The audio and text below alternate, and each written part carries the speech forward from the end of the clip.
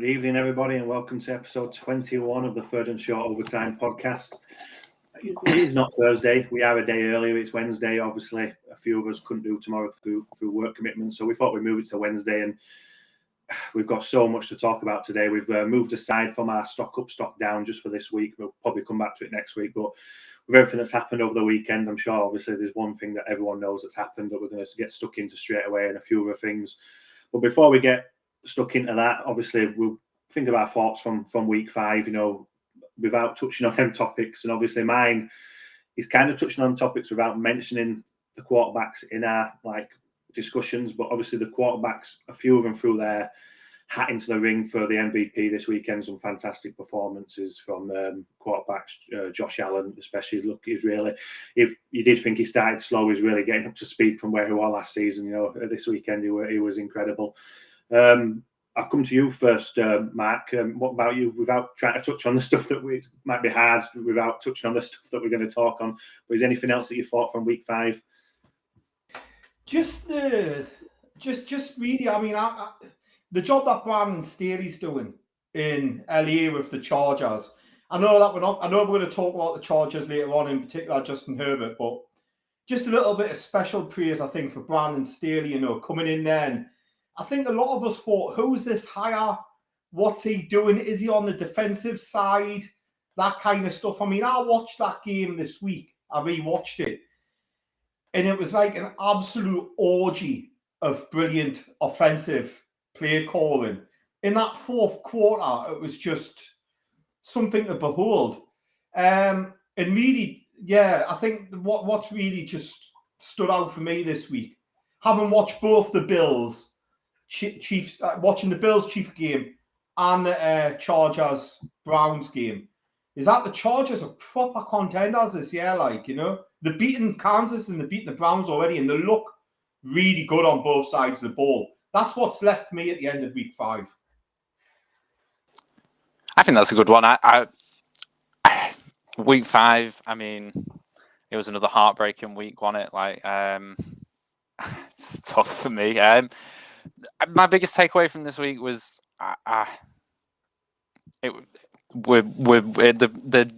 the gut punches haven't stopped yet, I guess. But no, it was a really good week. There was some really, really cracking games on the Monday night game we're going to come on to, so I don't want to go too much into that. It was another, like you say, there's the MVP conversations happening soon, and I think there's some definite front runners right now. It's tricky this week. I feel like it's just a lot has distracted me this week from everything. I think what we are starting to see now, and I don't know if you guys feel the same way, but obviously we're going to talk about some specifics tonight. We're starting to see the good teams separate now. I think we're reaching the point of the season where some of the surprises from the earlier weeks are starting to die off a little bit. And the teams that are going to be around for the rest of the season are really starting to show themselves now. You'll notice I'm not talking about my own team. Shortly before we went on air, I've been informed that you now have to provide social media links on a US visa application. So as I would like to visit San Francisco again in the future, I won't be talking about them in this podcast. And I certainly won't be saying that I want to burn down the team facility.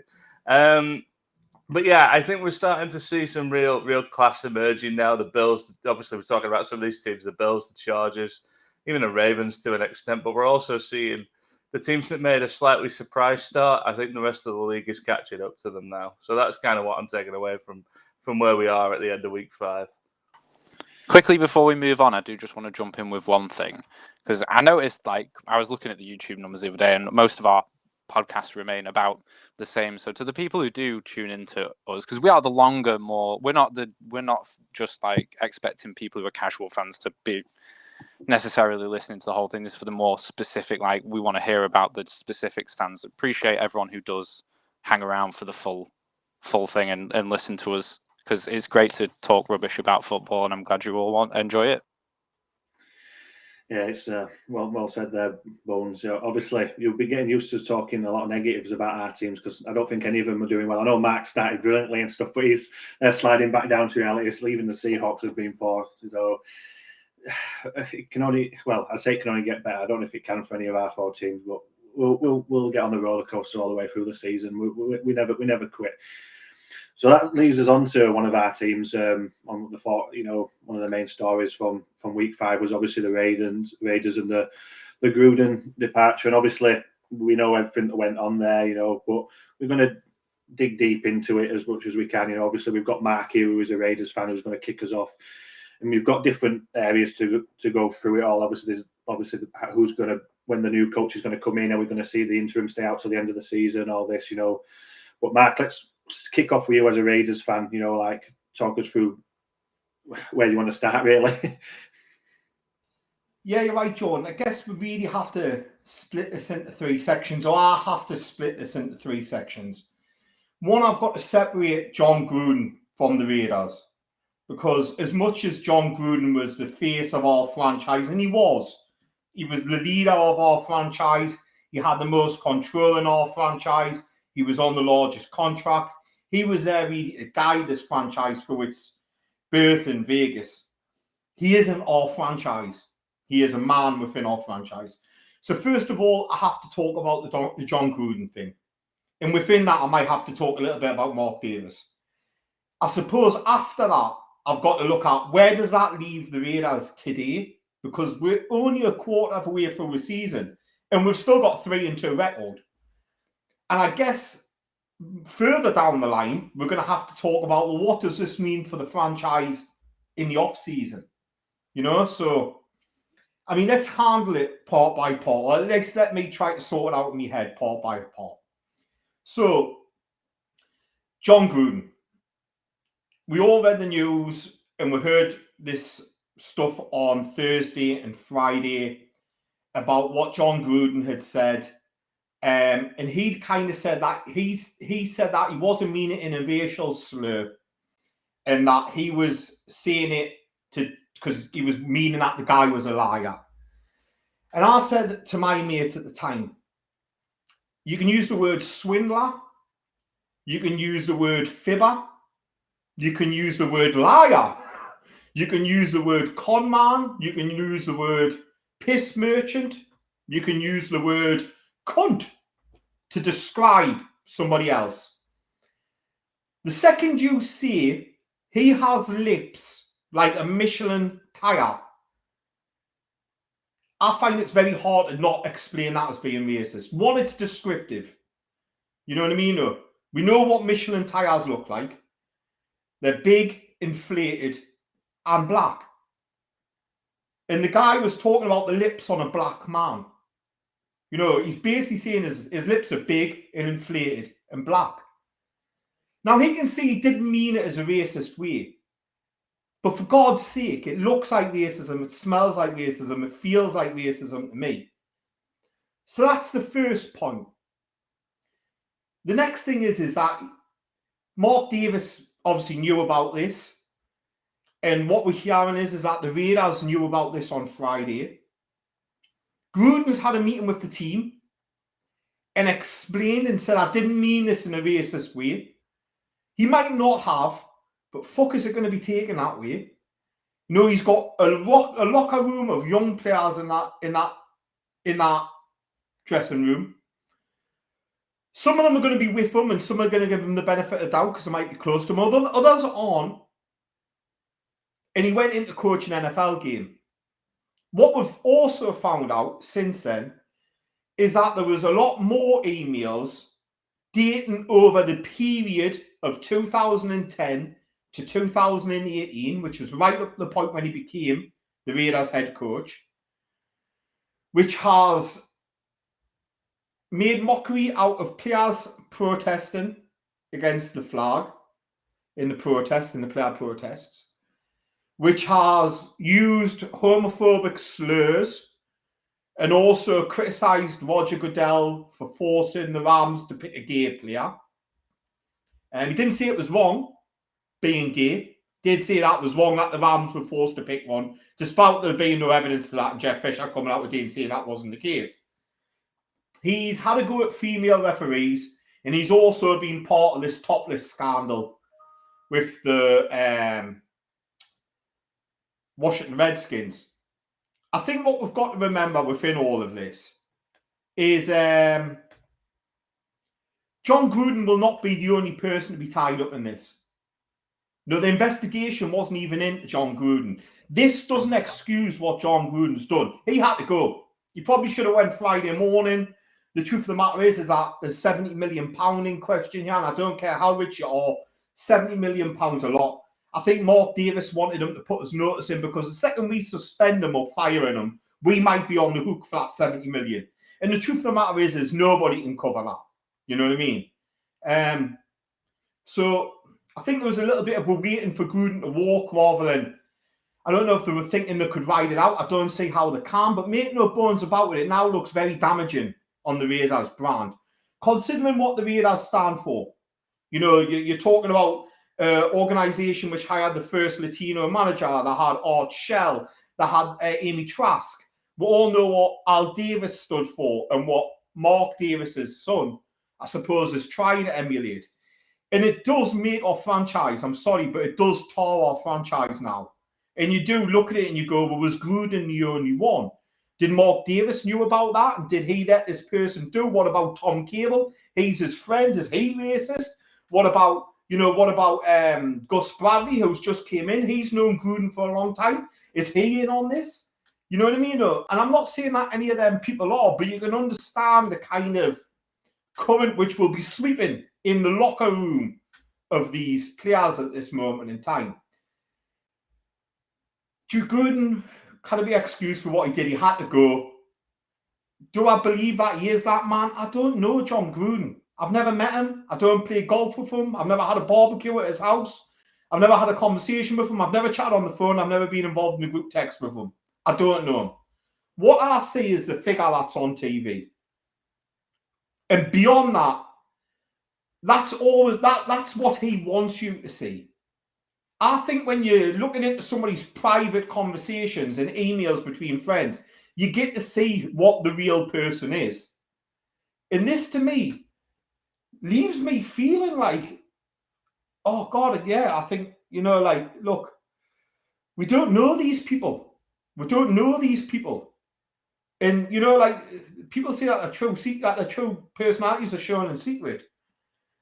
But you've got to, you know, like, normally if they're writing it, they're thinking it. And normally if they're thinking it, they're saying it in some quarters, like, you know what I mean?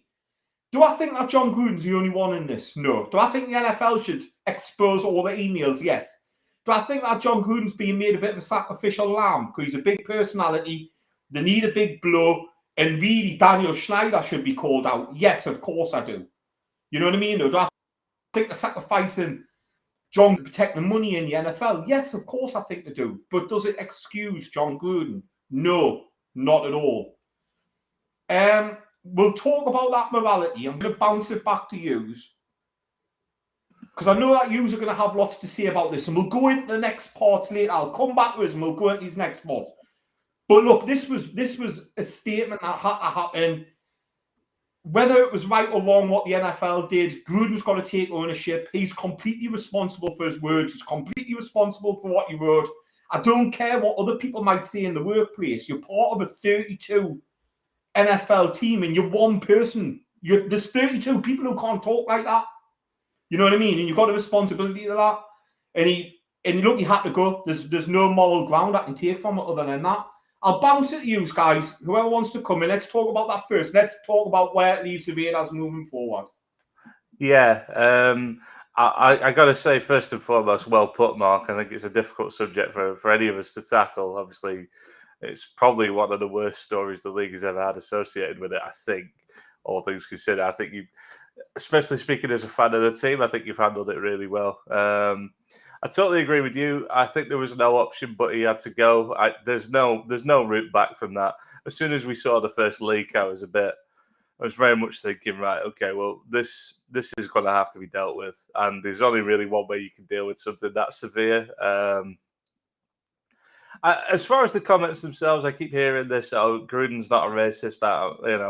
I know Gruden. I've never seen him being a racist. Well, I mean, that's perfectly fine. You know, the guy's been in the league a long time. I understand why there are people speaking up for him, prominent people speaking up for him. I would generally trust their opinion, but what I would say on the I've never seen him being racist thing, it's not exactly something you would do publicly. You know, this isn't, and it's not necessarily something you would sort of, even if you were inclined to sort of let your views be known, you may not do it intentionally. I think this is probably something that you do privately when you feel comfortable talking to certain people. If you look at the tone of the email, quite apart from the boomer style spelling, I think you've very much got a guy who is clearly being informal with people that he knows. I think it was Bruce Allen was the name mentioned. I think I've got that right. Bruce Allen, formerly of the Raiders and the Redskins, or the Washington franchise as they are now. But yeah, that's clearly a friend of his. They've worked together before. He's clearly comfortable talking like that. I don't think there was any way back, really. I keep hearing the phrase cancel culture knocking around. I mean, we don't have a long enough pod to talk about cancel culture and why it's not a thing, but I will just say this. Cancel culture, in my view, doesn't exist. Consequences culture does.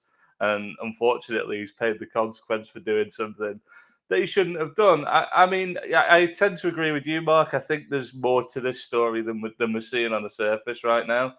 How much more will come out, I don't know. Let's not forget Dan Snyder and why this whole thing has blown up in the first place. That is a horrible story.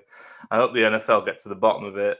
It's very hard to shift. It's very hard to shift an owner from a position, but I get the feeling that may be the way it ends up. I think this is going to rumble all season, frankly. As long as this investigation continues, I think it's going to rumble on. Maybe in the background, maybe a little bit more high profile if a few more names come out. But I am concerned about where this is heading for the league as much as anything.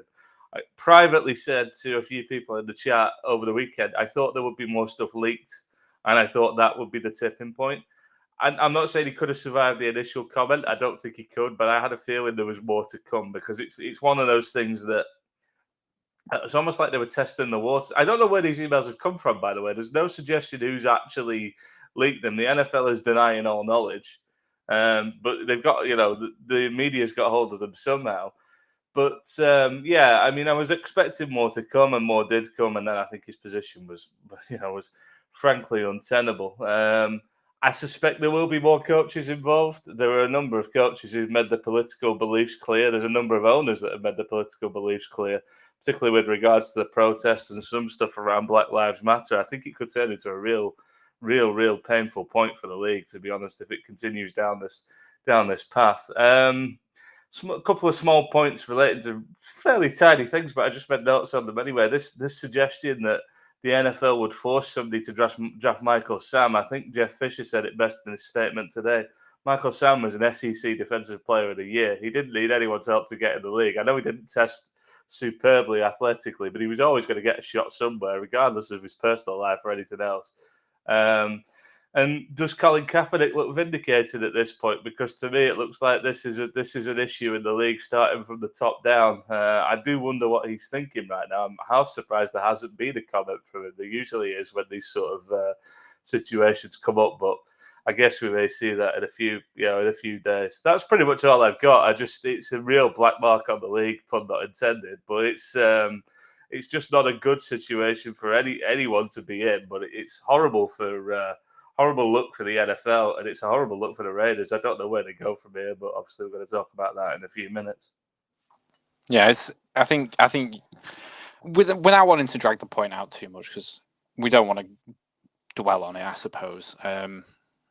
It's a sad week for the NFL. I think it's a disappointing week for a lot of people. I think that's the word I've heard the most throughout all the press coverage of this is just tremendous disappointment. People don't want this in the league. Like, none of us want this in the league. And this has no place in society in general, this kind of attitude. It's not just about the league.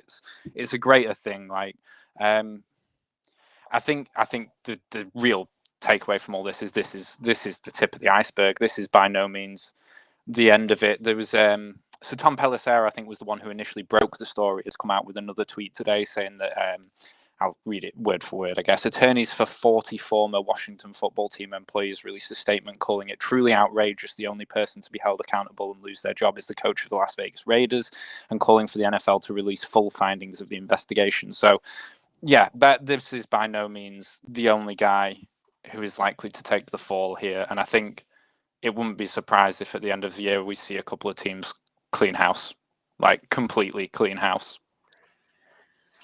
Yeah, I think we've all covered it really well there. But before I bring Mark back in, just a couple of points that you brought up. And I think JP mentioned it as well, but Mark brought it up where he was saying we don't actually know who Gruden is behind the scenes. And that's the most important thing for me. You know, people who are saying things like, "Oh, I don't think he's a racist." We don't know this guy behind the scenes. We don't know, and that's where you get the judge of character. And for someone to send an email out like that, who knows what he's like behind? I'm not saying that this is what he is behind the scenes, but we don't know, so we can't judge and expect to say that this guy is not a racist when we don't actually know. And I think John as well with the Colin Kaepernick point. Again, I'm not saying this to be brushed under the carpet before that, but as soon as the NFL came out and said that they got all that wrong and apologized for all that, you knew that they had to make a reaction to this straight away and put them. I'd be surprised if they haven't put the Raiders under pressure to do all this themselves as well. You know, with talks behind the scene, and again, like Bone said with the Pelissero comment, tweet, this could be dragged on for weeks. You know, with the findings that we're going to find out from, and there's going to be lots. Like I say, lots of other people that are going to be held accountable for things that are going to be said through these. It's not just one email. There's a lot of emails that are going to come to surface, and it's going to be a tough week. Not just for this weekend. It's going to be tough for the next few weeks at least for the NFL. Mark, obviously Raiders fan, like we said. Is there anything else you want to touch on before we move on to what's next for the Raiders after Gruden? Yeah, I mean, the thing which really sticks with me is I know how. Look, 10 years ago, if you were to look at me as a person, and I suppose some people will know what I was like then, but some people know. But a bit of disclosure for you, okay, right? I was taking drugs, I was committing crime, and I was locked away from society for large periods. You know what I mean? No? I'm no saint myself. You know what I mean? No? Life is about a journey, and it's about learning and educating and growing as a person the way you are. Where you are one day doesn't necessarily mean where you will be tomorrow. You know, you can be one person a week away, meet a few people, learn a few things, and have a completely different view a week later. Never mind 10 years down the line. You know what I mean? So I'm not trying to take the moral ground here. But what I would say is, what has alarmed me was Gruden's apology. You know, it would have been quite easy to go, I did say those things. I apologise. I've learned a lot as a person. I need educating. Please tell me how this offends you. Please educate me on what I did wrong. Look, I'll go speak to the members of my team who are offended by this. I'll seek counsel with them and let's see what we can do. But he didn't. To me, he kind of went, oh no, well, what I meant was he's got rubber lips because he's lying and words bounce off them. And it's kind of like, take some fucking ownership, John. You know what I mean? No, you're human. We're all make mistakes. We all say stupid things. Go into half of my group chats now and you'll find some fucking pretty stupid shit that I've written, like, you know what I mean? No. Heaven help if anybody goes through my emails over a 10-year period. You know? But have some ownership for it. Hold your hand up and go, you know what it is? You're right. That was my view then.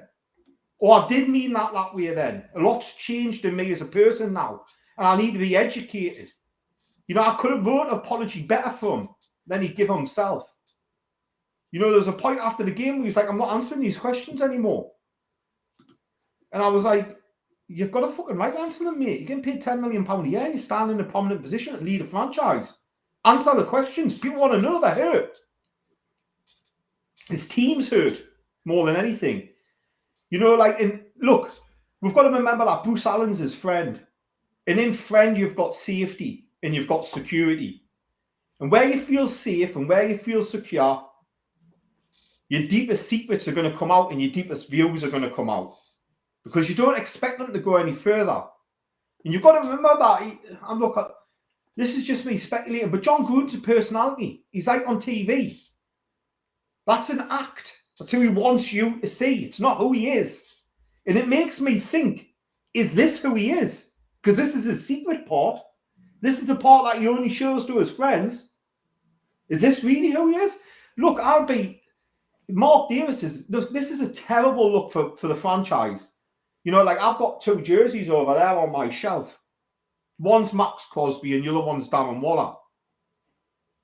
And one of the proudest things I am about being a Raider fan in modern days is how we've got two people in recovery who play for our football club. One who was kicked out of the league, came back after overdosing in a car, worked in a warehouse and in a grocer's, came back and is now an all-pro in his position and is so good at being in recovery. He got the next young person who was in his team who was struggling with alcohol and drugs and got him into recovery too. If you go onto my Facebook, you'll find a post about Carl Nassib coming out. And I was quite proud of the fact that we had the first openly active gay NFL player.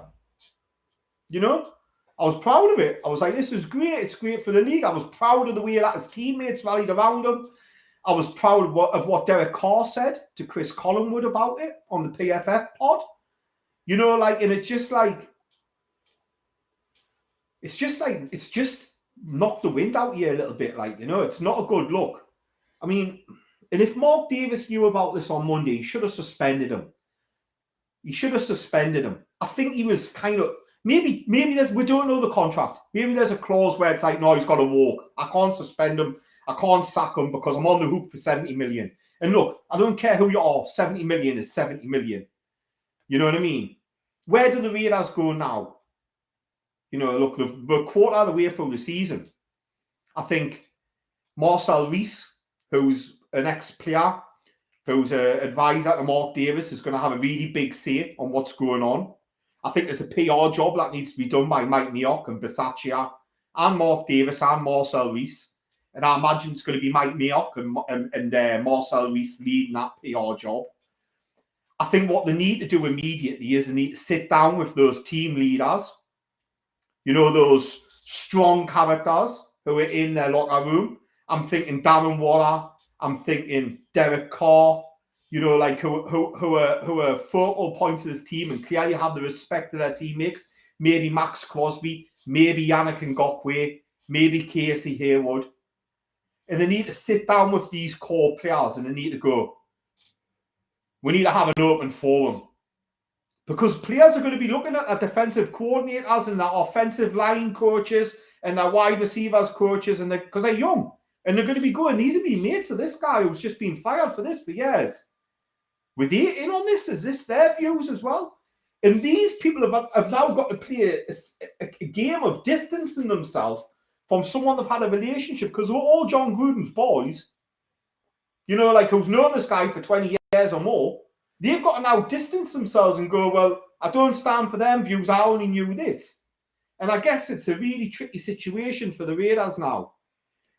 I think Bisaccia is a really good selection to take over as interim head coach, because as a special teams coach, he coaches players on both sides of the ball.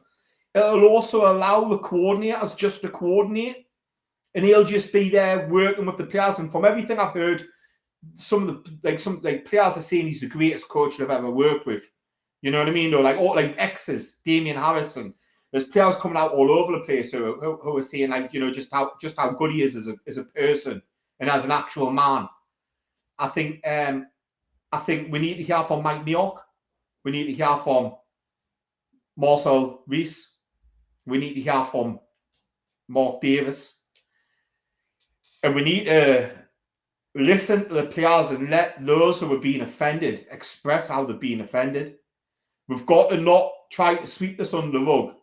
And we've got to have a vocal session with all of them and say, look, what can we do to learn from you and to show that we're listening to you? Because there will be some hurt voices in that room, you know? The NFL has literally got decal on its helmet this year saying end racism. There is players literally kneeling because of racial injustices in America, which has happened for a long time. You can't tell me that there's not players in that dressing room which are going to be hurt. You only have to look at the performance against Chicago to see that some of them had their mind elsewhere. And the Raiders, there's things bigger than football. You know, they need to sit down and they need to listen to these young men. You know, because that's what they are. They're young men. They need to have a conversation. Because hurt turns to anger. And anger has got its own disruptive power. You don't need to tell me about that. Anger ran my life for about 30 years of it. You know, and it was largely because I was hurt as a kid. It had destroyed my life and pretty much everybody else's around it. What the Raiders do now? That's the first thing they can do. What's the next thing they can do? I think if we look at Gruden, I can't look at it as any, regardless of this racial thing. If I look at his tenure, his second tenure, I can't see it being anything other than a disaster. I had 32 picks over 4 drafts. 32 picks in the first 4 rounds over 4 drafts. I don't think we've got any more cornerstones other than Colton Miller. Derek Carr's the only person on the roster which he took in. He might be gone at the end of the year. We wasted cap. Our best record was 8-8. You can't look at it as a success. Our play call was stagnant. We won the first 3 games, but the league cottoned on that. They couldn't defend us in man and turn to zone. And we didn't have a clue to do there. I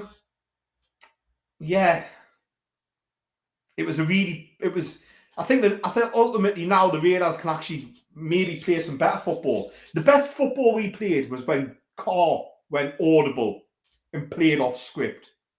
If I was Rich Bisaccia, I'd be giving Carr 3 plays into his helmet. And I'd be going, you choose which one you want at the line of scrimmage. Let's go no huddle. Let's go quick. Here's 3 calls. What you see, call what you want. Look, I don't know how it's going to affect us. It's either going to galvanise us or it's going to tear us apart. And I don't know which side it's going to be. We'll find out on the weekend, I guess. Because this has got the potential to bring us together stronger or absolutely blow us apart. And it's too early to know. So I guess that's what the Raiders can do now. Sorry, I've talked for ages. It's a really difficult subject to not do. I'm going to put it back to you and then we'll go, what will they do in the future? I think, interestingly, through the changes we've had announced, what I've heard about, is it Rich Bisaccia? Is that how I'm saying it? Bisaccia is been described by multiple people as head coach ready. Like, this guy at some point should have been getting a job from someone anyway. So this is almost like a trial period for him. It's rare that interim head coaches make it on to be the actual head coach of the team. We don't see a lot of that around the league. Even when they have winning records, our current head coach, Dan Campbell's a good example of that, had a winning record as head coach of the Dolphins. Their season record wasn't winning, but when he took over, the record was a winning record, last year with our interim head coach, when Matt Patricia was binned, was the same story. I think we had a better record after he left. But they don't tend to make it for the job. So it'll be interesting to see what happens. I hope he does get the job, because it sounds like he's, like you say, it sounds like he's ready for it. You've got multiple players saying he's amazing. So yeah, it's going to be really cool to see what happens, I guess, in terms of his career. I think to move on to more positives here, like, that's what I'm trying. I don't mean cool. The situation is cool. This guy's career trajectory could be really cool, though. That's an upward trend, a nice thing to talk about. I think what you said, though, I think is a good point, though, about your offense. We know throughout the history of Gruden's tenure, he has a tendency to get himself involved in play calls, and it's been a talking point recently that I've heard a few times. I don't know about you guys, but head coaches that involve themselves too much with one side of the ball or the other and play calling thereof tend to be the less successful coaches in this league anyway. To some extent, you want your coordinators to be doing what you hired them to do. Like, you brought them in to be your offensive play caller. Don't take that away from them. Let them scheme their game plan. It's their game plan for a reason. So maybe we see the Raiders just with the special teams coordinator taking over as head coach. He's not good, like you say. He's not going to be calling plays on either side of the ball. He's still going to be calling the special teams plays. But I think it could go one way or the other. I hope it goes well for you, but I think this kind of cataclysmic event partway through a season is not good for morale and probably not good for record, sadly. Yeah, I think you can see what they're doing with the interim coach, as you say, Bones, trying to get somebody that's not too focused on one side of the ball. And from everything I've read, personality type that might bring everyone together. As you said, Mark, it could sink the season or it could galvanise it. I think at this point, you got to say whatever happens, it's going to be hard to be a successful season, but it can be more than a disaster. It can be, it can be salvaged at least. I think if you come out of it with a decent record, given all the noise around right now, that'll probably be enough. Interestingly, Mike Mayock is currently making a statement as we're talking, so I'm just keeping an eye on Twitter to see what he might have said. But it brings me on to a question I wanted to ask Mark. And I guess all of us really, we're talking about what's next for the Raiders. I think it's hard to answer that question until we know what's happening above the head coach position. Mayock is obviously there as GM. He may well have been picked by Gruden, but he seems like a decent candidate to potentially unify the organization, take it forward. I guess I'll start with you, Mark. Are you seeing Mayock as staying there and potentially choosing the next head coach? And if so, does that change the kind of coach you're going to look for? Sorry to jump in. It does appear that part of what's come out today is Mayock has been announced as staying. Just that's something they announced today. From this, if you want to see it as winners, because there's not really a winner, but if you have to see it as winners, I think Mayock is a winner out of this. It's quite clear like John Gruden ran that franchise. It's quite clear like Gruden was making the early picks and his coordinators, and Mayock was getting the mid-round picks. We've actually had some success in the mid-round picks. The early picks have been poor. It was quite clear that Cleve Farrell was Paul Gumper's decision. Colton Miller was Tom Cable's, which has turned out all right. Alex Leatherwood was certainly a Tom Cable pick. You know what I mean? And one would argue that Jonathan Abram was probably the personality that Gruden would love. And I'm not quite sure what anybody saw in Damon Arnett. Yeah, I think if like this is where we'll probably get to see Mike Mayock as his actual GM in the face, in a GM position and getting to have some power. Marcel Reese is a move. I heard on another pod, it's my information. This I'm not actually heard on another pod that John Gruden wasn't happy about the idea of Marcel Reese having more to do with football.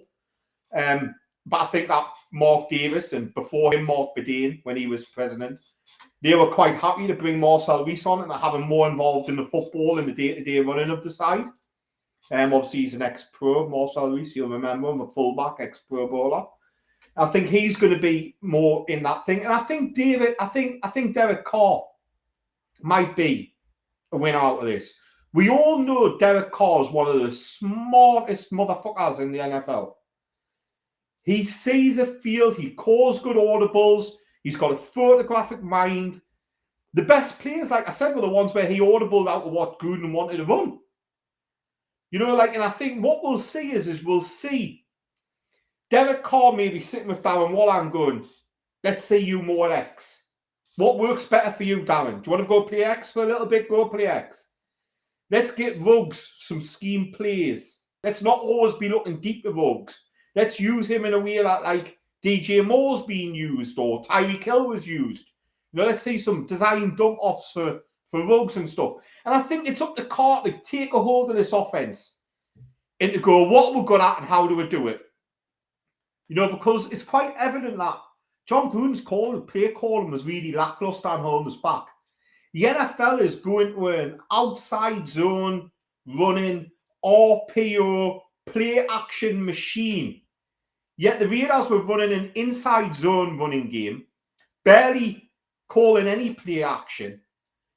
And RPO, well, obviously, Carr can't really run an RPO anyway, regardless, you know what I mean?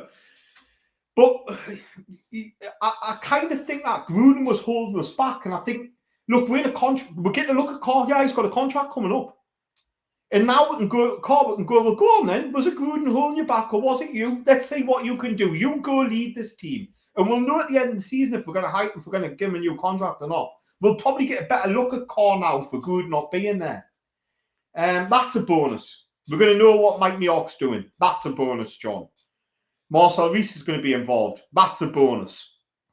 Moving forward, who we're going to hire. People are talking about Daboll at the Bills, but I watched that Bills game and I saw his red zone offense, and it's basically Josh Allen running. If Brian Daboll is going to come to the Raiders, we're going to have to change a lot of personnel because Derek Carr can't run that offense. He'll be dead by the end of the first quarter. You know what I mean? When I think about it, I think probably schematically, the best fit's probably Joe Brady. It's not too, Derek Carr's not too dissimilar to what he had at LSU with Joe Burrow. He's also similar to what he's got now with Sam Darnold. He likes a pocket passer. Let's also remember that Joe Brady came from the Saints before he went to LSU, where they had Drew Brees. And I think most Raiders fans would say that Derek Carr his ceiling could be Drew Brees-like. You know, like a quote, like just spraying the ball around, quick rhythm, or deep bomb. You know what I mean? Derek Carr could be Drew. That's his ceiling is Drew Brees-like. You know what I mean?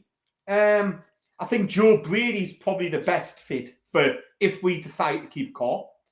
Byron Leftwich is a good name to throw out there. I think he likes a pocket passer. He's a Carson Palmer, Jameis Winston, Tom Brady. I think he would be a slightly better fit for Carr. Kellen Moore at the Dallas Cowboys is a name which has been thrown around. But I think you're going to have the same problem with Moore as what you're going to have with Brian Daboll. You know, where he needs a mobile, big brute of a quarterback like Dak Prescott. Depends if they're going to move away from Carr or not. And I guess we're going to learn that through the season. So those are the names which are in the mix. Nathaniel Hackett, who's offensive coordinator at the Packers.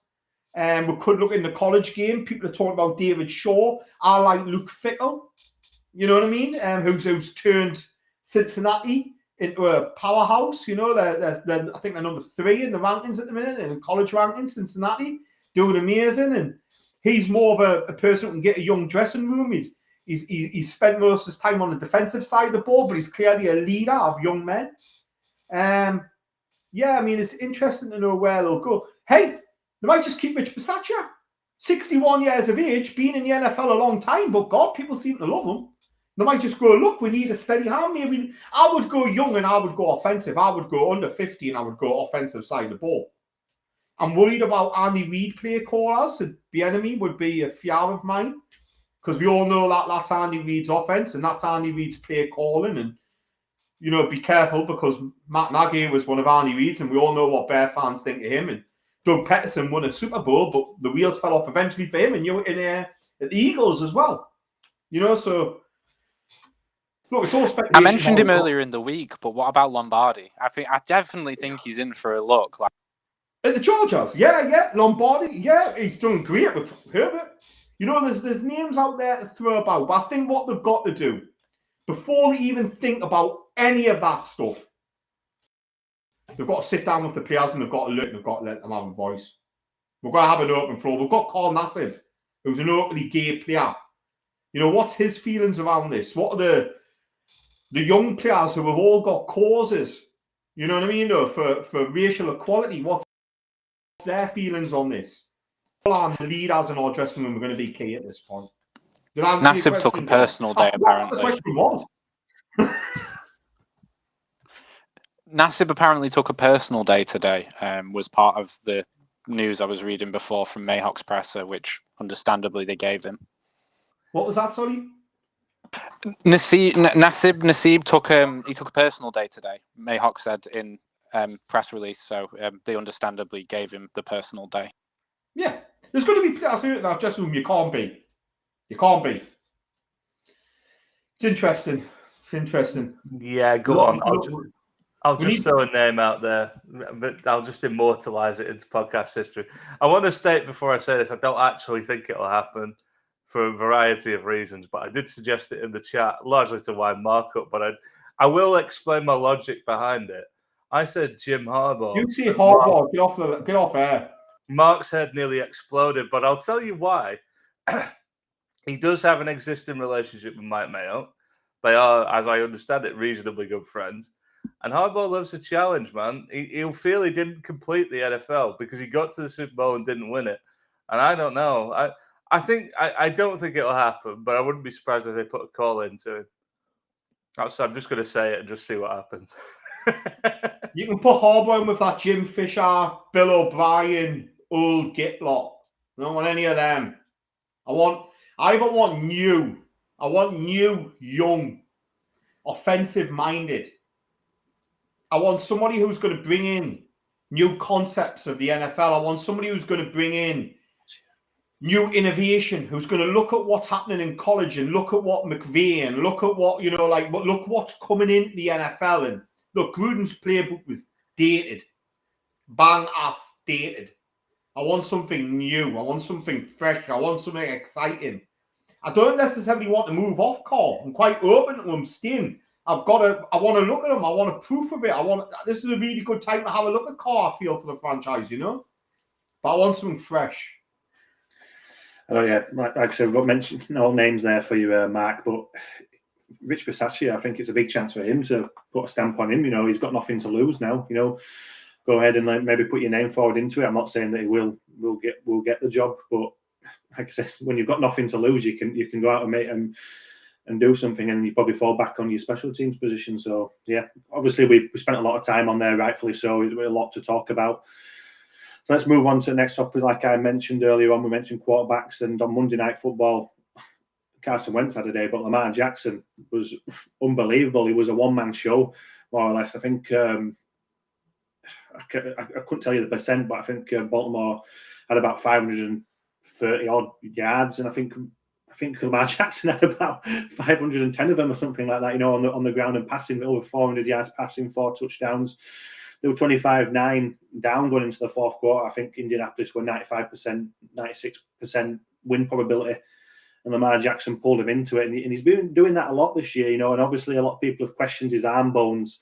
I think he showed on Monday, definitely he has got a passing ability.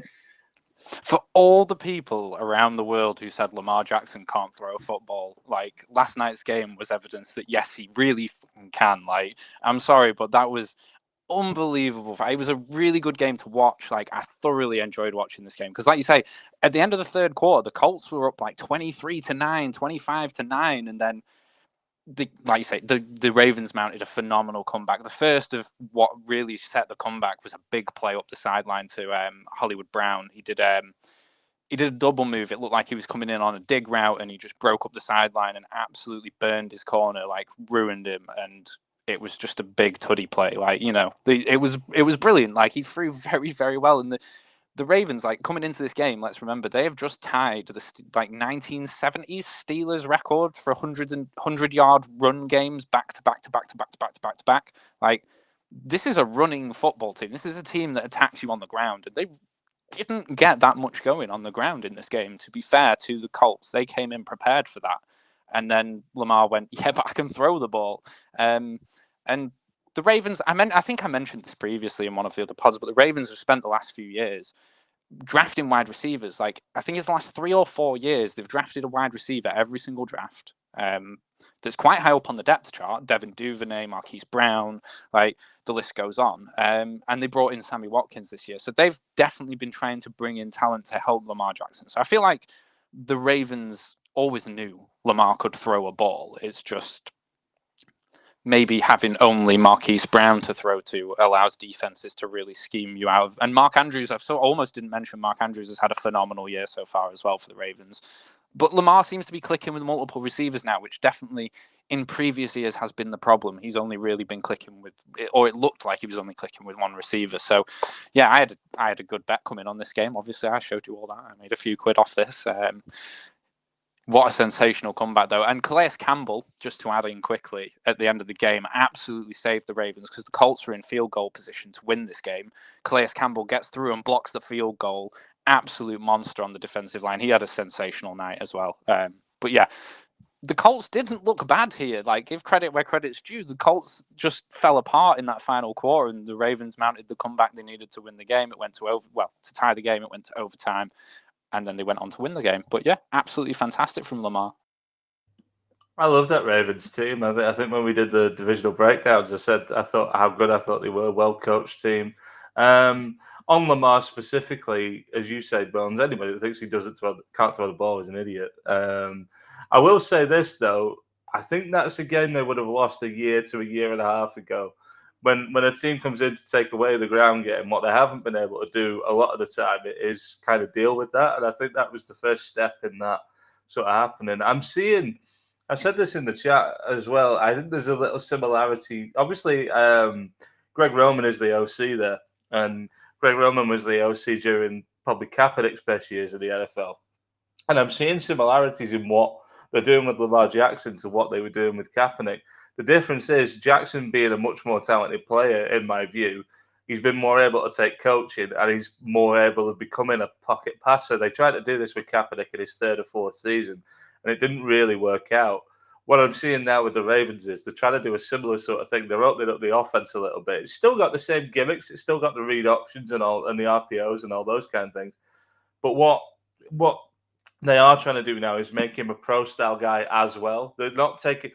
The biggest criticism I would have had of Greg Roman at one time is that he took away what Kaepernick did well and tried to make him do the things he was bad at better. I don't think there's anything wrong with that as a coach, but you need to keep the things in that he can do well.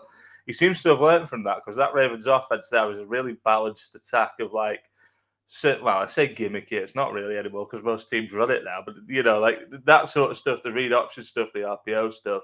But he's also added in fundamentals of a normal NFL offense. And the thing is, Lamar seems to be picking it up really well. He's throwing some really good passes right now. That team is dangerous. But the other side, the strange side to it is they've won a lot of games in close games now. They obviously had the Lions. They had Monday as well. So as much as we think they are playing well, they've got away with a couple. So I don't really know what to think. But they're exciting to watch. So I don't think anybody's going to relish playing them. They're doing a really good job right now. Yeah, I think you're right there. Like I say, they are getting wins and they're looking good doing it. But I look at that. Obviously, they've had the fair series of injuries, unfortunately, a few teams have. But look at that running back room, and is that going to get them if they do get to the playoff? Is that going to get them over the line in big games? You know, they've got Devontae Freeman. I don't know how old he is now. They've got Latavius Murray. If you stop the run game, which is like mainly Lamar Jackson at the moment, are you going to be able to win games? That's going to be a question going forward. Like I say, it's only early at the moment. They're getting over the line and winning, and that's all you can do going to each game. We can't predict what's going to happen in the future. And he got it done on Monday night. Fantastic from Lamar Jackson, and we love to see it as fans. Some of his runs are just there's nothing like him in the league when he gets on a run. It's like he's not the biggest quarterback. You feel like you should be able to just like wrap your arms around him and bring him down, but it's like it's like the guy from Family Guy where he was covered in grease. You can't get hold of him. But yeah, there's another quarterback that's on the list. Like we're going to the next one. I'm going to bring Mark in, Justin Herbert. They beat the Browns 47-42, 47 points they put on the Browns, which is impressive in itself. Baker Mayfield had 305 yards and 2 touchdowns, which is not bad stats at all. 23 complete passes from 32. But Justin Herbert got it done, Mark. 398 yards, 4 touchdowns. 4 touchdowns in the fourth quarter. Dragged them like every time they had a touchdown, the Browns came back and they scored 2 late touchdowns. And it's just, we mentioned off air before we came on that I watched a lot of Justin Herbert at Oregon, with being a Pac-12 fan, and no one questioned his ability. They just questioned his leadership. And I think he's answered that, like we mentioned with the Raiders game, where it was at home against the Raiders, and Raiders brought all the crowd. It was like an away game for the Chargers at home, and he still managed to answer, and get the job done there in a very hostile atmosphere at home. I know you're impressed with him as well, Mark. What do you see with this young lad? Brilliant. Right now in his second year, he's already a better player than Mahomes was at the same time. I'd argue he's probably as much as good a player as what Mahomes is now. He's super smart. He doesn't throw interceptions. Well, he hasn't this year. He can generate yards with his legs. What is really the strong point for him is just what's between his ears. Remember what we see Jameis Winston lacks? Justin Herbert's got enough between his ears to lend Jameis Winston some of what he's got and still be clever. He's just a very, very... He's in the top 3 quarterbacks in the NFL already for me. I'm not joking. I'm literally not joking. He's that good. He's the early MVP candidate for me at the moment. The offense that they've got there is just called to perfection. The way they're using Mike Williams at this moment in time. They've obviously got Keenan Allen, who is one of the best route runners in the NFL. You've got Austin Eckler, and he's a threat on the perimeter. He's also a threat out the backfield.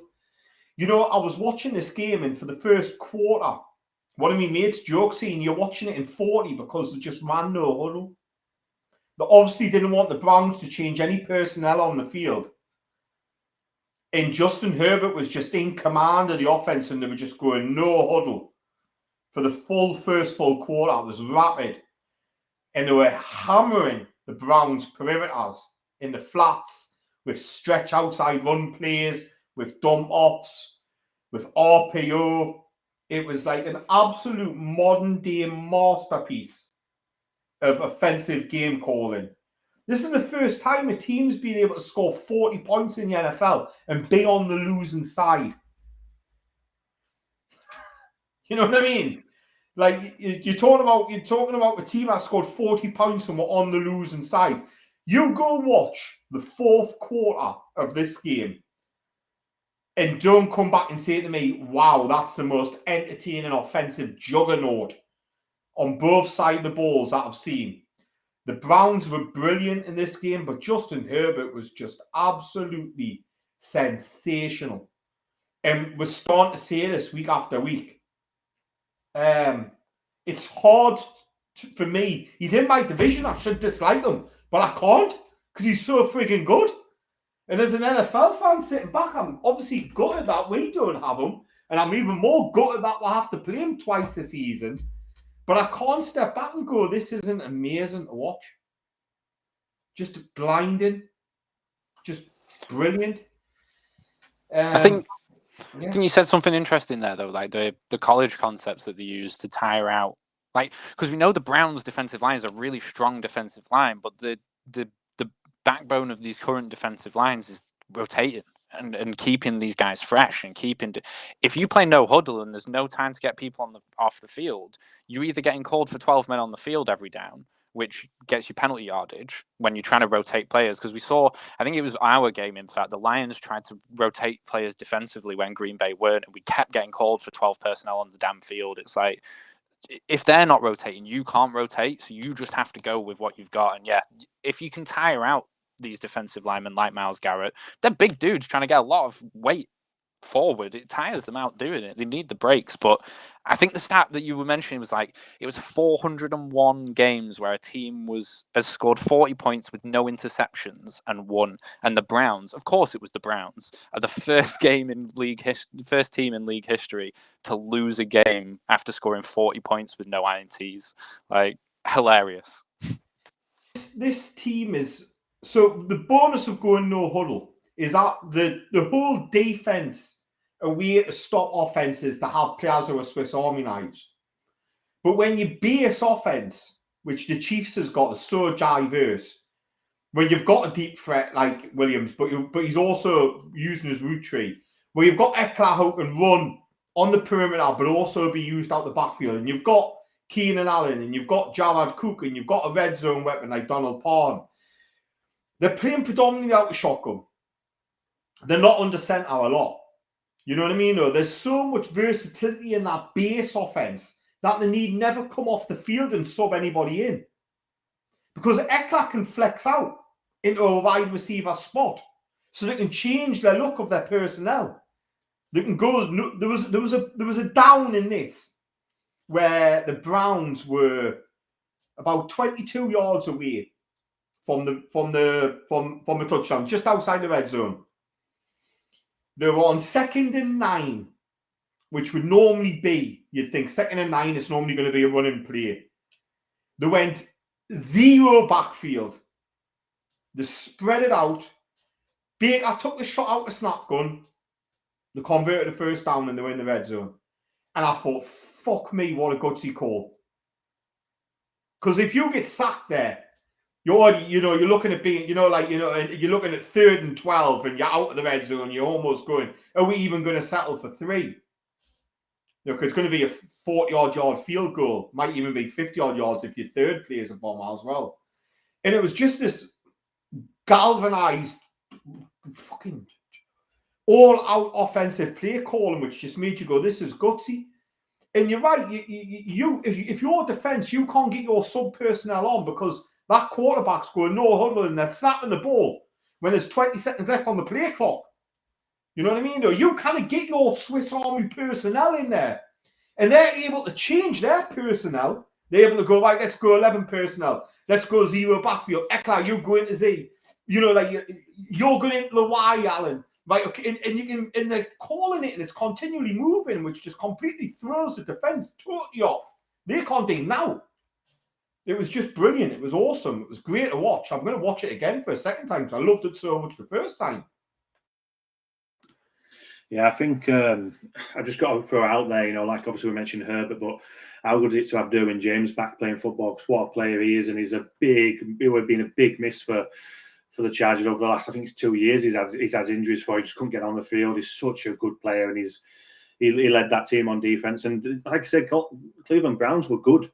The Browns played well. Chargers just went toe to toe with them and ended up coming out with a win late on with the fourth quarter, especially, you know, throwing out them four. That's leader mentality for me, to go into a fourth quarter and the way that he led the offense into winning that game. That's championship caliber quarterback play. And again, I keep saying it, we're only early on in the season. Things can change, you know, like you only can beat what's in front of you now. Who knows what's going to happen? But at the moment, that he is lead. Like you're right, Mark, is leading that MVP race at the moment. Like you can argue with Josh Allen, but second year player, you know, this guy is unbelievable at the moment. He's playing some fantastic football. And I'm like you, I might go back and watch that game again because it was just delightful to watch. Just a good game in general, even with the Browns. Like Baker Mayfield had a good game. We've got to mention him as well. So that leaves us on to the next subject. I'll go on. You go, Mac. Just before we move on, this Chargers team's legit. This Chargers team is. We mentioned it when we were doing the intros and all that stuff. This Chargers team's very legit. You talked about Derwin James, which just made us remember just how much talent they've got on the defensive side of the ball as well. Got Bosa and James, two legitimate game changers. Yet allowing Herbert, Eckler, Williams, and Allen on the offensive side of the ball, and a good offensive line now. This Chargers team's legit. Good team. This Chargers team could win the Super Bowl. They limited the Cleveland Browns to 2 sacks. That just says it all. You know, like there were a few quarterback hits in there and stuff, but you know, Asante Samuel Jr., the rookie, stepped up as well on defense this year. You know, it's like yeah, they're a fun team to watch as well. It's not really exciting going forward with a great young head coach. You know, there's a lot to like with this Chargers team. Moving on to 2 teams that have obviously yet to register a win. There were a lot of talk in our chat about the Lions head coach getting emotional. Obviously, I'm going to bring you in, Bones, and stuff, because I think Mark, I'm not sure about JP. I didn't see. I don't know where he stands on it, but I'm with Mark and stuff. I don't mind the emotion of it. But obviously, you as a Lions fan, what did you think? Well, I know this has been a hot topic in the group chat, but considering we're talking about these 2 teams, let's do a comparison. Would I rather have a head coach who, at this post-game presser, gets a bit emotional over the fact that we lost in a heartbreaking situation, or would I like a head coach who doesn't come home on the team plane so he can go stick his finger up some co-ed's butt? I'll take Dan Campbell every single damn time. Thank you very much. Yeah, I honestly don't think it's a big deal. I think realistically, we talk about football being a very emotional game, people getting aggro and stuff. Well, I mean, that's just another emotion. The dude's clearly got his heart in it. And you know what? For a city like Detroit, who's had coach after coach who doesn't feel invested, doesn't feel like they give a damn about this team, a coach that gets up there and puts his heart and soul on the line in front of the whole national media, Detroit's going to eat that up. Like, people are going to like that because it shows that he gives a damn. And that's what we need in our city. Like, that's what we need in our team is a coach that just gives a damn. So yeah, no, I think the locker room will buy into it. And I think that has a knock-on effect going into this rebuild. Because I think right now, I've resigned myself to the fact that this is just another rebuilding year. But if free agents from around the league see a coach that buys into a team that much, they're more likely to come to that team. The Lions have always struggled with getting free agents. There's always the meme video where Gronk talks about when he almost got traded to the Lions, so he retired instead. Like, we have a hard time getting people to come play for us. that might be a joke, like a joke video or something that people joke, but that's a very serious problem for unsuccessful teams and teams who've had historically bad coaching. Players don't want to come play here. So yeah, I don't think it's a bad thing. I absolutely love it, but then I'm a Lions fan, so of course I'm going to absolutely love it. On the other side, Urban Meyer's not got a job by the end of this year. I think the point that you made there about him, people are going to want to play for this guy, and you know the Lions better than me, Bones. Like the coach that they've had in the past, he's been something different to the Lions, something where it's like proud to play, and people will put their bodies on the line for him. For a head coach like him, and I'm sure it's like nice to see. It's nice to see for you. Like I know you 0-5, but it is a different feel, even though you are 0-5. I'd say. Would you not agree? No, yeah, I do actually agree. Like the team as a whole, it doesn't feel like the same culture. Like I don't know if you ever watched a Matt Patricia press conference, but like imagine Bill Belichick, but fatter, beardier, and like more obnoxious somehow. Like he was just miserable and arrogant, and just that clearly permeated into the culture of the rest of the team based on all the stories we heard after he's left and what the team culture was like. That attitude we saw was very much how he coached the team. And yeah, I don't think Detroit's that kind of cult. Like the team doesn't seem like it worked with that kind of culture. So it is nice to see this, and it does touch on something that I mentioned earlier. These kind of head coaches that, because let's be honest, Campbell's not an OC or a DC. Like he's not. He was a position coach. Like he coaches guys, and I think that's what I wanted to see. Like he's not going to get the offensive coordinator is going to call the offensive calls, which we've talked about the offensive coordinator. The defensive coordinator is going to call the defensive calls, and Dan Campbell is just going to coach the team. And yeah, his attitude seems really good. I like, for lack of a better way to put it, like I really think it's better for our team in the long run. Also, imagine that first press conference when we win a game. Like that's going to be great to watch. I cannot wait. I've kind of got it. Kind of relates to both teams. First of all, the Campbell Tears thing. It's the kind of thing no one cares about if you're winning. The only reason it's attracting any attention is because they haven't won a game yet. And I can understand this frustration. The game clearly means a lot to him. I don't think I've seen a team lose a game and so find a different way. Well, not even a different way. Somehow 2 19-17 losses this year. 2 to game-ending field goals. 2. I've never seen a team do that in such short order. In games that they play quite well in, like they were good in both games for me. The biggest issue, I talked to you about this, Bones, the issue that I had, although there was a lot of blame being put on the defense for, late errors to allow the field goal, the offense had chances to put that game away and didn't do it. And I think they're not far off being a team. They're far enough, but they're not miles away. Compare that to over the way in Jacksonville. That team has no hope. Like just blow the franchise up and start again. They are going absolutely. The only thing they've got right now is Trevor Lawrence. They're going absolutely nowhere.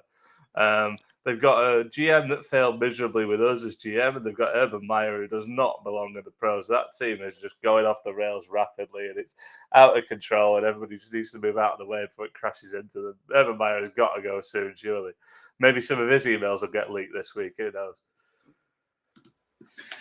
Yeah, obviously. Yeah. I was going to say, Mac, they're at Wembley on Sunday, and me and you are going to go down and watch them. Is there any positive for Jaguars at the moment?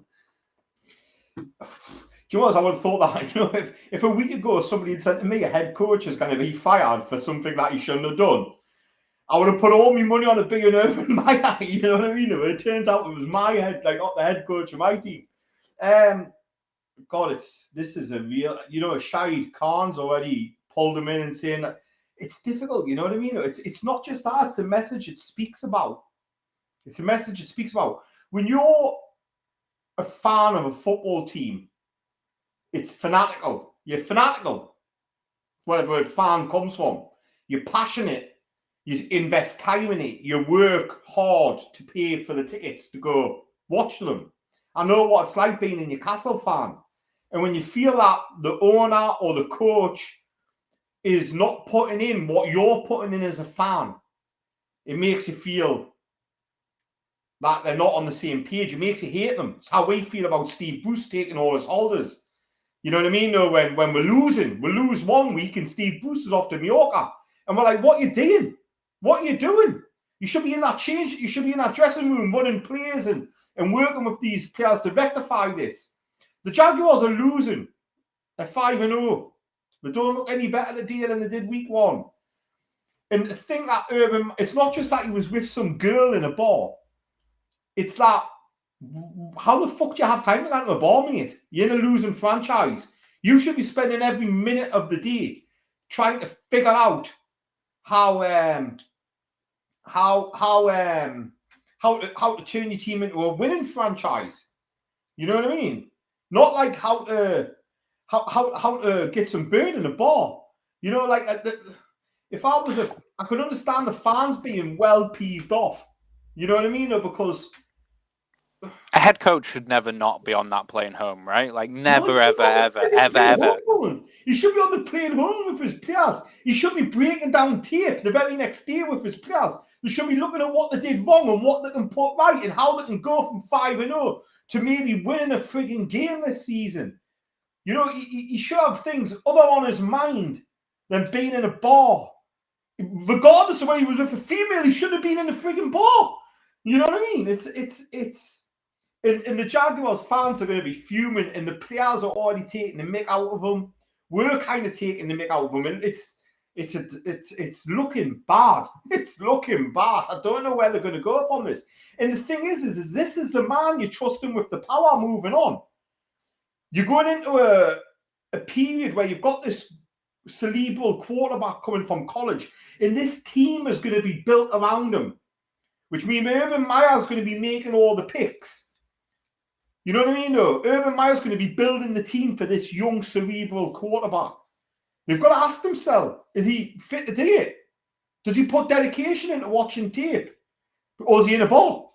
You know what I mean, though? Is he dedicated enough to be a head coach in the NFL? A lot of work being a head coach in the NFL, I'll tell you that for now. I bet you they don't see their family from like April, when it's draft time, all the way to February. You probably get 2 months where you spend with your family, and the rest of the time's looking at draft prospects, then training camp, then the NFL, then it's back to training. You know what I mean? Though? Like it's dedication. It's why you paid £10 million a year. You know what I mean? Though? And maybe he's used to different in college. Maybe he's sitting back and now he's going, look, this is the difference between NFL and college. You know what I mean? Bigger job. I don't think he's cut out for it. It raises questions to me. Totally different personalities, isn't it? Compared, I think we've talked about it in the chat before. I know me and Bones have, where it's you're working with different personalities when it comes to NFL from college. You know, I'm not saying everyone you can push around in college, but you've got that bigger authority over people where it's your way or the highway in a lot of cases. Maybe not so much going forward with the name likeness rules now, but when it comes to the NFL, you've got 30-year-olds in your locker room and they're not going to take any shit, you know, from people like Urban Meyer if they don't agree with where he's going with it. And 30-year-olds that are 6.5 foot and 350 pounds. Like, it's not just like any 30-year-old, is it? Like, Urban Meyer's not intimidating these dudes. No, exactly. Mark, do you want to have a final point before we move on?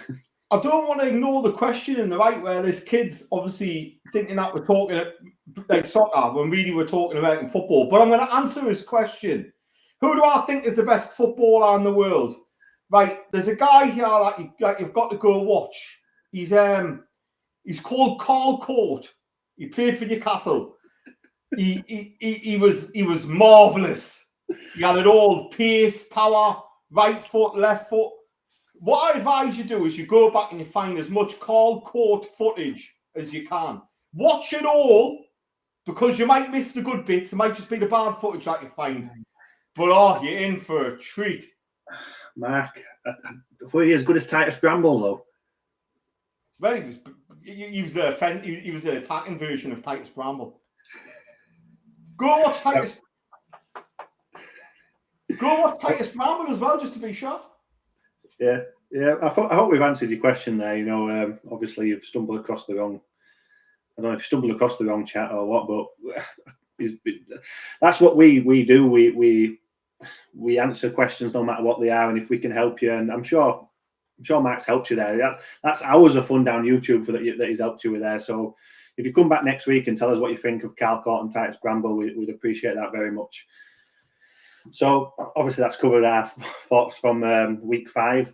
I'm going to move on to my rookie performance of the week, and I watched the Pittsburgh Steelers, and I thought Najee Harris was exceptional for Pittsburgh. You know, we take the mick out of Roethlisberger's noodle arm, and although he had a better game than he has done, it was all Najee Harris mostly, especially early on. He got the game rolling from. He had 23 attempts, rushing attempts, that is 122 yards, a touchdown, 2 receptions, 20 yards. And I hate to say it, they played the Seahawks, and 2 weeks ago I would have thought, we'd be able to beat the Steelers, but the Seahawks run defense. Well, let's be honest, the Seahawks defense is bad, but the run defense is shocking this year. So I don't know if Mark's got him in his bet later for Najee Harris to score a touchdown, but he'll have enough yards. I'll tell you that for free. You know, he'd get Najee Harris to have over 100 yards easily against Seahawks, probably by the end of second quarter.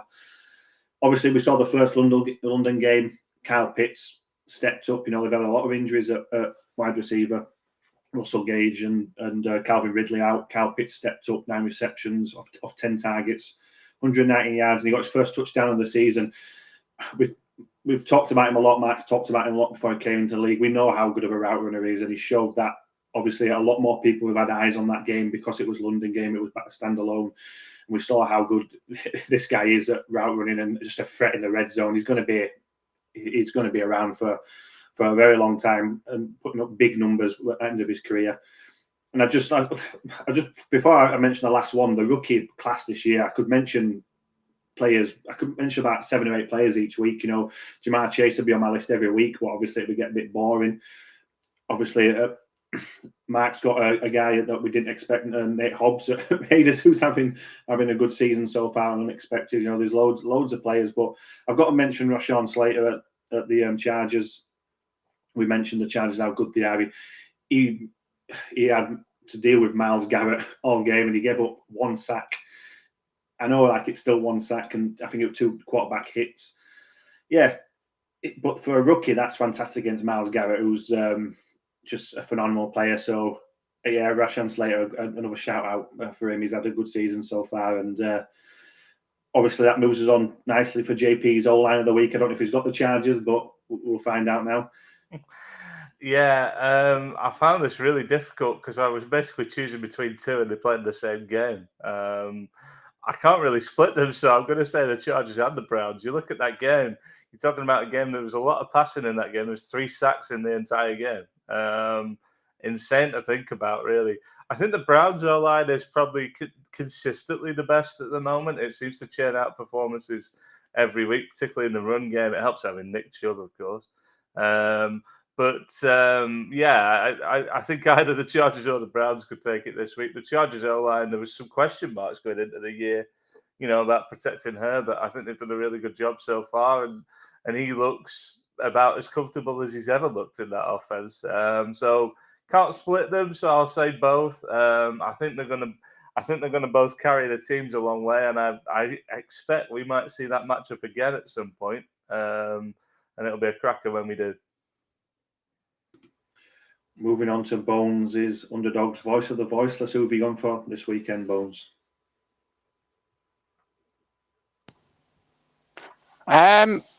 Maybe I've slightly adjusted the goalposts here, but there's a few things we've mentioned tonight that do come into play in this. I think it's actually quite an interesting topic, is the decline of fullbacks in the NFL. I think it's an interesting enough brief topic to touch on. So let's start this where I once started. 1970. Fullbacks accounted for 1/3 of all rushing snaps. And they basically played every single down of a football game. Like, we saw, there were years where Lombardi and the power sweep dominated the NFL, you know, fullback. You know, and as we've gone through time, the NFL's changed. Fullbacks aren't as popular. Even in the 80s and 90s, it's shifted to blocking over rushing. You saw them they were still involved in the rushing game, but normally as a guy to go and clear the way for your tailback or running back, as we know them. But they were still very integral to schemes. We saw in things like the 49ers air raid system. JP, you'll probably remember this guy, Tom Rathman. great fullback for the 49ers air raid system. And that kind of playbook still really heavily involved fullbacks, especially in the run scheme and stuff like that. On to the 2000s, it really had declined. Lorenzo Neal was clearly quite a good one. And the last true fullback, I think a lot of people would say A-Train for the Tampa Bay Buccaneers, like the last true fullback playing fullback. And Mark's mentioned Marcel Reese here as well, who I feel like I did hear the name when I was looking into this stuff. I didn't write it down, sadly. It wasn't one of the ones that came up, but there is a reason for this. And I think it's an interesting one because it's not like suddenly all teams went, we don't need fullbacks anymore. And it's sort of a knock-on from what happens at a college level. And we've all discussed this before, how over time, college concepts seep into the NFL. Be that because the concepts that the colleges are using work very well with pros, or just simply because over time, as the college playbooks change, so do the prospects. So in the next class, I think there's 0 fullbacks, true fullbacks listed in the next draft class.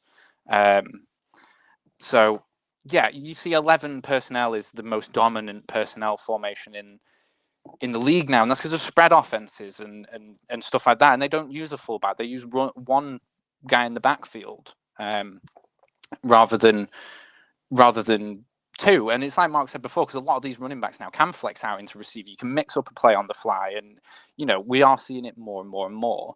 And yeah, on the statistically, fullbacks do still play a place in the league. We just see tight ends filling the gap in a lot of run schemes and stuff where fullback might have traditionally been used. You just throw your tight end there because physically and build wise, they're not dissimilar types of players, tight ends and fullbacks, realistically.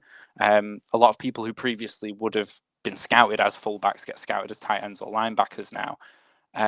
However, I do think there could still be a place in the league for these guys. We do see teams like the Ravens, like the Niners, who still have fullbacks rostered. I think it's less than half the teams in the league actually pay a fullback now. That's how out of favor this has become, and they only take on average 30% of running snaps or something, or 30% of snaps when they are on the field. So they're mostly blockers, but we've seen players like Derrick Henry and these big dudes in the run game that clearly still have a place as defensive backs have to get smaller and faster to keep up with your Tyreek Hills. Dudes like Derrick Henry can smash those dudes into the floor. So maybe the fullback is a position we see come back in the future. That's it. I know it's a bit of a diversion from the voice of the voiceless, but I love fullbacks. And I love like traditional football and all those old plays. So I wanted to talk about them briefly. No, it's like we've just mentioned in the chat there, some fantastic research and lovely to bring the fullbacks into. But he did mention Nick Ballard. You know what I mean? He mentioned Nick Ballard from the Seahawks. You know what I mean? He's doubled up as a linebacker this year. Obviously, it's not helped us because we're still terrible. Yeah, I mean, our current linebacker, Jason Kabinda, our current fullback came over from linebacker. So, yeah, it's pretty common now to get that sort of positional. But I do think they might come back. Like, it's going to take one coach in the NCAA to go, do you know what would give us a positional advantage, a mismatch in this situation? A fullback. And it'll start happening again. It's just right now in college to win games, because the skill level is so much different than the NFL. The NFL, everyone's roughly the same, whereas NCAA, you've got 18-year-old kids going against like full-grown men. The skill gap's massive. So yeah, they scheme up things differently, and it slowly seeps into the league. So yeah, I think it'll happen eventually. It's a good position. No, things change like over years in the NFL. So yeah, it's one thing that to watch out for. It wouldn't surprise me. We're always looking at the next different scheme and to win games. So yeah, it's a nice little piece that Bonzi enjoyed that. So moving on to the week 6 matchups that we'll look out for. I'm going to be gutted because Matt's going to be the same unless he's got some kind of technology where his battery doesn't run out so he can watch on the way home. So I'm going to miss all the games. We'll catch 9:25 when I get back home, but I'll have to catch up on highlights. But the 6 o'clock game that I would have watched if I was able to is 2 teams we've mentioned. It's the Ravens-Chargers. That's going to be a fantastic matchup, and can Chargers put another stamp on a good season so far by beating the Ravens, and this, I hope so. And obviously the Bears-Packers game, but JP, is anything that, well, there will be definitely something that stands out for you, but what is it? Well, first of all, the 49ers are on a bye week this week, so that means I'll be having a nice, relaxing evening in front of my television with low blood pressure, and I'll be able to drink a beer without wanting to throw it at my television. So that's small wins. I would have said Ravens Chargers, but the other one that sticks out to me, Browns Cardinals. That's two very good teams. I don't actually know which is the better team there. Obviously, by record, it's the Cardinals, but I think they struggled a bit last week. Obviously, they were playing us, so I watched most of that game. They, for the first time, really, I think all season, they struggled to generate any offense. And I do like the Browns, particularly like the running game. I can see that being a bit like the Browns Chargers game. I can see that being a bit of a fight, really, a bit of a war. I think it'll be a good one, and I shall be watching that in the 9 p.m. window, I think. That's mine for this week. Mark? I mean, you've kind of covered the games I was going to suggest. I mean, obviously, I'm looking at it, and I really like the look of the Chargers game against Baltimore. You know, like with what Herbert and what Lamar Jackson are currently doing at the moment. And John obviously rightly mentioned the Cardinals against the Browns game. If I'm going to pick something a little bit which will be intriguing to watch, I'm looking forward to watching maybe Cincinnati Bengals against your Detroit Lions team. Views have been close and not took it home. That Cincinnati Bengals team, they've got the potential to really obliterate you in the pass game, like, you know what I mean? Or Jamar Chase, T. Higgins, Tyler Boyd. We know that pass defense is a short of a few bodies. It's going to be an interesting game. You might get blown away, but look, hey, you're playing better football. Maybe you'll be galvanised from Matt Campbell's passionate outbreak. You're not looking forward to Jaguars Dolphins, Mark? Well, I'm looking forward to seeing you, and I'm looking forward to seeing Tua and Trevor Lawrence, who were two of my favourite college players back in the day. I think it's going to be a bit of a landslide for the Dolphins, but it'll be good to chill out with you, mate. Silver lining, isn't there? You know what I mean? Silver linings. Bones, what about you? I know he's mentioned your Lions team. There's anything else? Yeah, Lions Bengals is not what I'm looking forward to, sadly. Like at the start of the year, this is a game I'd have picked us for winning, and at this point, this is one of those 4 or 5 wins that have slipped away. I don't think we're winning this. Like you said, our secondary's full of holes, and this team can attack you through the air very well right now. So I think we're going to get a bit opened up. Interesting games from around the league, though. I think, whilst I hate both of these teams, Bears-Packers is a big divisional rivalry. That is like a we hate each other blood sport kind of game. So you want to watch, JP was talking about wars earlier, you want to watch war. Green Bay versus the Bears is about as warlike as it gets, I think, in the NFL. Big old Chicago versus little old Green Bay. It's a big deal. Outside of that, I'll be watching Giants Rams for obvious reasons. I'm basically a Rams fan. And yeah, we lost Mark. And I do agree the Ravens game will be mint because I also love watching the Ravens play football. And we've lost Mark just as we were about to get to this segment where we really need him to not be gone. I feel bad. I feel like it could be my fault because he said he was looking forward to seeing me when we go down to London. I didn't say it back. I don't know if I've hurt his feelings or because I am looking forward to seeing him. I hope it wasn't me, but yeah, with Matt, JP, have you got any good bets for this weekend? I could try a passable impersonation with Geordie accent if it'll help. I don't generally bet on the NFL, so I kind of rely on Mark to tell me what to do. I think Bones has had some success betting lately, so maybe you want to throw this one to him. I don't know. Wow. Fill us in, Bones. Try and fill us in before we can get Mark back. Come on. I got really lucky this week. Oh, Mark's back. Yes, I don't have to try and answer this because I got purely lucky. Welcome back, Mark, the guy. It must have been my stream that crashed, but I just left and come back in again. So apologise. Technical hitch. Jesus, technology. Not as bad as Facebook crashing, but we've crashed. Right, what you wanting? You wanting the bets, gang? Yeah, you. I must admit, you were lucky, Mark, because we were just going to throw bones in and we're going to replace you. You know what I mean? And if you would have done better well, now, have you? You know what I mean? But yeah, it's on you, Mark.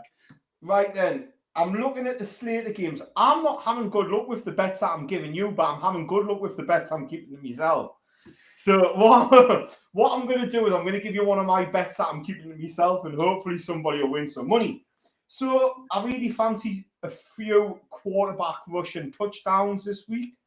So I'm going to stick a little bit of money on Josh Allen, Kyler Murray, Lamar Jackson, all to get a rushing touchdown this week. I also like the idea of James Robinson for for the Jacksonville Jaguars, Najee Harris, and Austin Eckler all to grab a touchdown. So I'm going to do it in two trebles. I'm going to do a running back rushing touchdown with Eckler, James Robinson, and Najee Harris. And I'm going to do a quarterback rushing touchdown with Lamar Jackson, Kyler Murray, and Josh Allen. Very nice. So I'll tell you something that Najee Harris is a cert. That's put that down as a single. Put your house on it. You know that's coming unless he gets injured early on. Jesus Christ. Anyway, on that note, we've obviously we should be back next Thursday, but if not, we're adaptable. You know what I mean? We just love talking to you guys, and hopefully you enjoy listening. And like Bones mentioned earlier, thank you for everyone who does listen. We'll be back next week, and hopefully we've maybe stock up, stock down, maybe something different. Who knows? We're a surprise package. But thank you for listening tonight and coming on Wednesday. See you next week. The highlight of Carl